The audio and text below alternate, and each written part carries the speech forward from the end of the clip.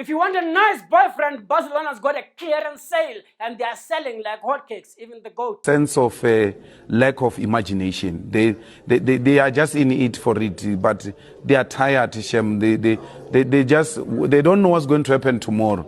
They left everything in God's hands. They are not in control. Now, we all know NSFAS has a tendency of making stupid mistakes like putting students in debt and a once in a while tendency of getting their zeros mixed up. Paying one lucky student a lump sum. Some go to Dubai, book the Burj Khalifa, be reckless, kiss your future goodbye type of money. The type of money that will make you behave like Jacob Zuma after he signed for a tender he got a new girl. Zuma must fall. Zuma must fall. Zuma must fall. Or a NSFAS student after receiving 14 million rands, like that student that received 14 million rands in 2018 and spent 800,000 rands and more in 73 days. 2018 was a good year for some people. Ramaphosa became the president. Jacob Zuma retired as a president. Jacob Zuma married his seventh bride. This man has been around. If I can draw similarities between NSFAS and Jacob Zuma, it is the amount of young people they've taken care of. Court dates. And money problems. Yes, money problems. This week, NSFAS decided that it's a good idea to give 5,000 of its current beneficiaries a middle finger. When it cancelled, suspended, I don't know which one is the right word to use. Defund, yes, defund. When NSFAS decided to defund students, it accused of lying in order to qualify for the student loans. Apparently. NSFAS got a tip from SARS that these students come from nice families. But why would they lie to a machinist like NSFAS?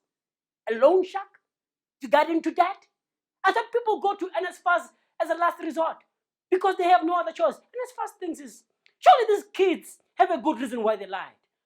But we have to agree as adults, a lie is a lie. We must be responsible in our criticism to these institutions. We must be careful how and what we condone.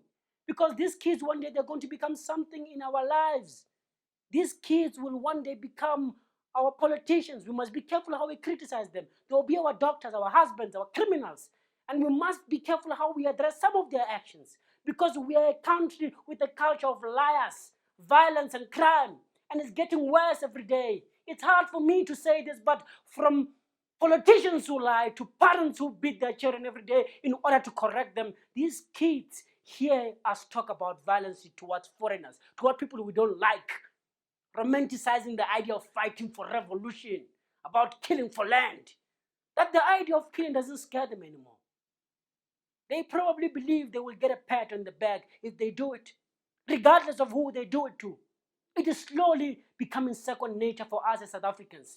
To be angry, it's scary. Stop it. This is not the end of the road. It's not like Jacob Zuma, who is being taken to court for maintenance at the age of 78. And as far as beneficiaries still have a chance to appeal this decision, to be in court. At the age of 78, Jacob Zuma shouldn't be going through this thing that he's going through. He should be fighting in front of his grandkids and telling them that this is a blessing. He should be confessing his secrets and, because almost, the clock is almost over. He should be writing poems to his doctor, not going to court. But this is life, and life has no manual. Jacob Zuma is a diehard. We know that. And as far as better get his shit straight and stop acting like a 78-year-old old man. Anyway.